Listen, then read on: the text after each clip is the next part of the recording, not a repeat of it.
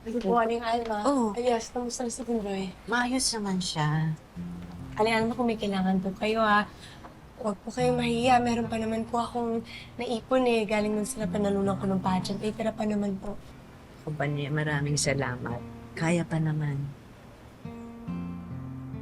Nay, sigurado ka ba talagang ayos lang sa'yo maiwan bukas? Hindi ko naman pwedeng iwanan si Bunjoy. Saka balita ko si Kapitana sasama daw sa Baguio kahit hindi naman nagtitinda ng ukaw. Ay, nako, alam mo naman yan, Nay, si Kapitana. Ba't ho may kaperahan ng dusa? Kapisado mo yan si Kapitana, ha? Bantayin mo mabuti, mamaya kung anong gawin kinaban eh. Mabuti nang nandun ka para hindi siya makapalala. Sige, o, Nay. Basta pag may kailangan ka, may sabi ka agad para puntahan kita, ha? Oo, ito text kita agad. Sabi mo yan, ha? Oo. Kita. Sigurado ka, Nay, ha? Oo. Sige.